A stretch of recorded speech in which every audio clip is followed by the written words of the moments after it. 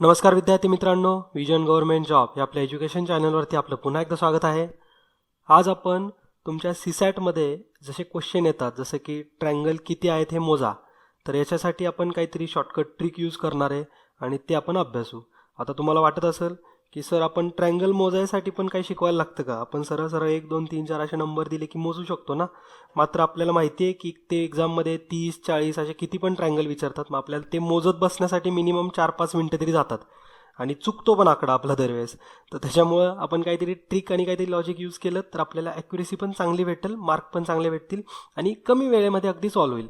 म्हणजे हार्डली 1 मिनटं पण नाही लागणार. ओके, तर आपण ती ट्रिक यूज करतोय. तर मग तुम्ही व्यवस्थित समजून घ्या लेक्चर. तर वेळ न वाया घालवता लेक्चरची सुरुवात करूया. तर इथं आपल्याला बघायचं आहे की किती ट्रँगल आहेत. तर हे तर सगळ्यात सोपं आहे की याच्यामध्ये जो रेड कलरचा आहे इथं तर आपल्याला सरळ सरळ एक ट्रँगल दिसतोय. येलो कलरमध्ये डिवाइड केलं एका लाईननी, मग एक साईड लेफ्ट हँड साईड एक ट्रँगल, राईट हँड साईड एक ट्रँगल आणि मुख्य असा, तर एकूण 3 ट्रँगल आहेत. हे सोपं आहे. मात्र ज्यावेळेस असे प्रश्न येतात की आता या डायग्रॅममध्ये किती ट्रँगल आहेत, तर हे मग थोडं कॉम्प्लिकेटेड आहे.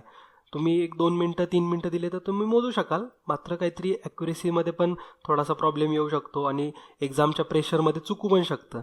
मग आता कसं करणार? मग त्यासाठी आपण एक मेथड यूज करतोय. त्याला आम्ही बेस मेथड नाव दिले. ओके, आणि ही बेस मेथड. तर ह्याच्यामध्ये आपल्याला बेस कन्सिडर करायचा आहे. एक बेस कन्सिडर करायचा म्हणजे काय, तर ट्रँगल ज्याच्यावरती उभा आहे, हा जो खालचा भाग आहे त्याला आपण बेस म्हणू. आणि या बेसला किती पार्ट्समध्ये डिवाइड केलं आहे ह्याच्यावरती आपण नंबर ऑफ ट्रँगल्स काढणार आहे. ओके, आता रेड कलरचा जो ट्रँगल आहे ह्याच्यामध्ये तर एकच बेस आहे आणि बेस पण एकच आहे आणि डिवाइडच केलं नाही आहे बेसला. त्याच्यामुळे सरळ सरळ ट्रँगल एक आहे तिथं. ओके, आता आपण येलो कलरचं बघू. आता याच्यामध्ये एक बेस आहे खालचा, बरोबर. त्याला एका उभ्या लाईननी डिवाइड केले, म्हणजे पार्ट 1 आहे इकडं लेफ्ट हँड साईडला, राईट हँड साईडला आहे पार्ट 2. मग आता आपण काय करायचं आहे, सिम्पली हे पार्ट 1 जो आहे प्लस पार्ट 2 करायचं आहे. म्हणजेच काय करायचं आहे, जे आपण पार्ट्समध्ये डिवाइड केलं आहे त्या भागाला एक नंबर्स द्यायचे आहेत. 1 2 3 4 असं किती असू द्या. मग आता इथं एक नंबर आहे 1, दुसरा नंबर आहे 2, तर याची सिम्पली फक्त ॲडिशन घ्यायची. आपल्याला एक जे नंबर ऑफ ट्रँगल्स आहेत ते भेटून जातील. म्हणजे 1 + 2 = 3, म्हणजे एकूण 3 ट्रँगल आहेत. आता आपण ही जी मेथड मी तुम्हाला सांगितली त्याला थोडं वर्ड्समध्ये बघूयात.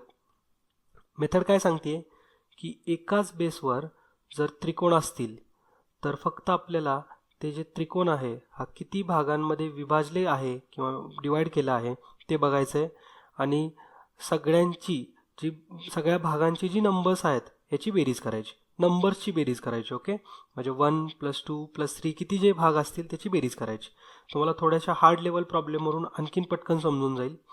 तर हा जो प्रॉब्लेम होता आपण मागाशी बघितला याच्यामध्ये थोडा टाईम लागेल, तर तो आला हा. तर याच्यामध्ये पार्ट्स बघा किंवा भाग बघा. बेस तर एकच आहे, आपण किती भागांमध्ये डिवाइड करतो याला, तर 1 2 3 आणि 4 अशा 4 भागांमध्ये आपण त्याला डिवाइड केलं आहे. आपल्याला मग रूल काय सांगतोय, बेस रूल, की आपण याचं फक्त सिम्पली ॲडिशन घेणार आहे. म्हणजे 1 + 2 + 3 + 4, म्हणजे 1 + 2 3, 3 + 3 6 आणि 6 + 4 10, म्हणजे एकूण ट्रँगल आहे तिथं किंवा एकूण त्रिकोण आहेत 10. ओके, समजतंय? सोपं आहे, फार अवघड नाही आहे. फक्त थोडीशी प्रॅक्टिस करायला लागेल रूल लक्षात राहण्यासाठी. आपण ॲडिशन कशाची करतोय, तर पार्ट्सची ॲडिशन करतोय. आता समजा इथं एक बेस आहे, मात्र असे पण प्रॉब्लेम असतात जिथं 2 बेस यूज केले जातात, म्हणजेच कुठंतरी आडवी लाईनमध्ये यूज करतील, जसं की या प्रॉब्लेममध्ये आहे. तर इथं 2 बेस क्रिएट झालेत. एक बेस म्हणजे खालचा एकदम ज्याच्यावरती ट्रँगल उभा आहे आणि दुसरा बेस म्हणजे मध्ये एक लाईन मारली आहे. ओके, इथं पण आपल्याला काहीच करायचं नाही आहे, फक्त जे पार्ट्स आहेत मग बेस 1च कन्सिडर करायचा.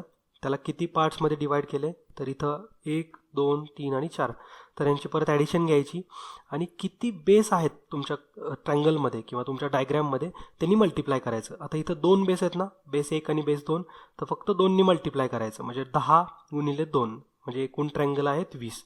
ओके, चांगल्या पद्धतीने तुम्हाला समजलं असेल. आणि ही मेथड काही मी डेव्हलप केलेली नाही आहे किंवा आमच्यापैकी कुणीच डेव्हलप केलेली नाही आहे. आमच्याच एका स्टुडंटनी ते आम्हाला सजेस्ट केली होती किंवा आम्हाला एकदा डिस्कशनमध्ये हे बोलणं झालं होतं. त्यावेळेस आम्हाला काहीतरी भेटलं होतं थोडं नॉलेज. मग ते तुमच्यापर्यंत शेअर करायचं यासाठीच हे लेक्चर बनवलं आहे. असे आणखीन 2-3 वेगवेगळ्या ट्रिक आहेत वेगवेगळ्या ट्रँगलसाठी, आपण त्या येणाऱ्या भागांमध्ये कंप्लीट करू. ओके, आणि असंच एकदम 10 मिनिटाच्या आतमध्ये आपण हे कव्हर करू. आता ह्याच्यावरती प्रॅक्टिस करा तुम्ही भरपूर. प्रॅक्टिससाठी तुम्हाला 2 पुढं क्वेश्चन दिसत आहेत. हा एक प्रश्न आहे. तर याच्यामध्ये सुद्धा तुम्हाला एकूण किती ट्रँगल आहेत किंवा एकूण किती त्रिकोण आहेत हे मोजायचे आहेत.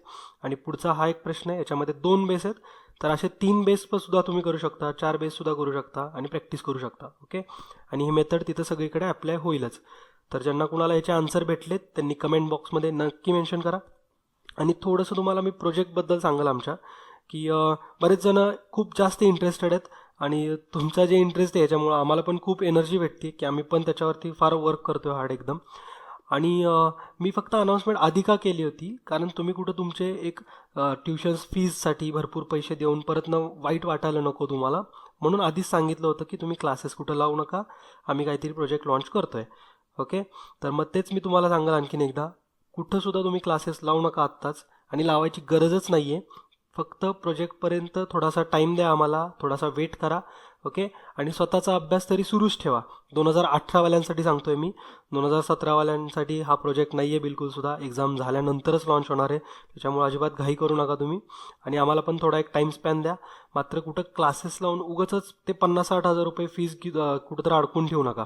ओके, तर हे लेक्चर जर तुम्हाला आवडलं असेल तर नक्की कमेंट बॉक्समध्ये तसं मेन्शन करा. आणि आपण जे 2 क्वेश्चन बघितले ह्याचेसुद्धा आन्सर तुम्ही कमेंट बॉक्समध्ये मेन्शन करा. तर भेटूया पुढच्या लेक्चर्समध्ये. तोपर्यंत जय हिंद, जय महाराष्ट्र. धन्यवाद.